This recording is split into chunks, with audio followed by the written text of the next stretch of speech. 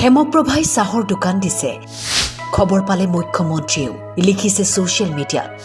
হেমপ্ৰভাৰ প্ৰেৰণাদায়ক কাহিনী আদৰ্শ হোক বিভিন্নজনৰ বাবে মুখ্যমন্ত্ৰীয়ে কোৱাৰ দৰে কিছুমান ভাল লগা খবৰে মন ভৰাই তোলে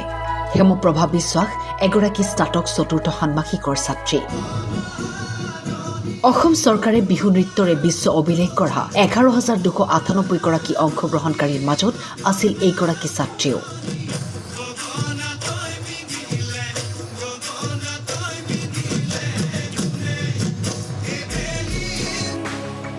অংশগ্ৰহণকাৰীসকলক মাননি হিচাপে অসম চৰকাৰে প্ৰদান কৰিছিল কিছু ধন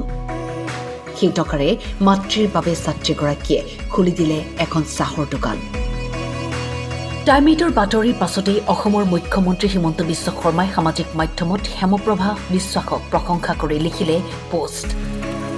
ভাল লগা কথা এইটোৱেই যে হেমপ্ৰভাই সেই ধনৰ সৎব্যৱহাৰ কৰিলে স্বাৱলম্বন হ'বলৈ ছাত্ৰীগৰাকী এখন ক্ষুদ্ৰ দোকানৰ আৰম্ভণি কৰিলে মাতৃৰ সৈতে মিলি হেমপ্ৰভাই এতিয়া চাহৰ দোকান দি আত্মনিৰ্ভৰ হোৱাৰ স্বপ্ন দেখিছে ছাত্ৰীগৰাকীৰ উজ্জ্বল ভৱিষ্যত কামনা কৰিলে মুখ্যমন্ত্ৰীয়ে মোৰ নাম শ্ৰী হেমপ্ৰভা বিশ্বাস মোৰ ঘৰ হাটবৰ মই কলিয়াবৰ মহাবিদ্যালয় চতুৰ্থ ষান্মাসিকৰ অসমীয়া বিভাগৰ এগৰাকী ছাত্ৰী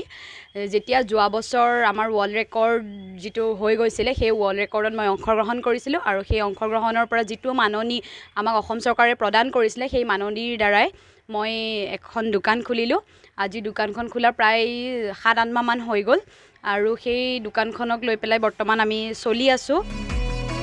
মুখ্যমন্ত্ৰী মহোদয়ৰ শুভেচ্ছা লাভ কৰাৰ পাছতে হেমপ্ৰভা বিশ্বাসে ডক্টৰ হিমন্ত বিশ্ব শৰ্মাক ধন্যবাদ জ্ঞাপন কৰাৰ লগতে টাইম-8কো ধন্যবাদ জ্ঞাপন কৰে আৰু দোকানখন খোলাৰ পাছতেই যি টাইম-8ৰ নিউজ চেনেলটোৱে আমাৰ ইয়ালৈ আহিছিল আৰু মোৰ বাতৰিটো প্ৰচাৰ কৰিছিল তাৰ পাছতেই যোৱাকালি আমাৰ CM ছাৰে মোক লৈ তেওঁৰ পেজত এটা টুইট কৰিলে তেওঁ শুভেচ্ছা জ্ঞাপন কৰিলে তেওঁক লৈ অশেষ ধন্যবাদ তেওঁ সাহস দিয়াৰ বাবে আৰু এনেকৈ শুভেচ্ছা জনোৱাৰ বাবে আৰু ৰাইজকো কওঁ তেওঁলোকে ইমানখিনি সাহস ভাল কমেণ্টবিলাকো দেখিছোঁ সেই কমেণ্টবিলাক দেখি তেওঁলোকক কৈছোঁ ইমানখিনি সাহস আৰু আশীৰ্বাদ দিয়াৰ কাৰণে তেওঁলোকক অশেষ ধন্যবাদ আগলৈও যে এনেকৈ সাহস হৈ পেলাই থাকে আৰু আশীৰ্বাদ কৰিব আগলৈ যে আৰু আগুৱাই যাব পাৰোঁ কলিয়াবৰৰ পৰা দীপু বৰাৰ ৰিপৰ্ট টাইম-8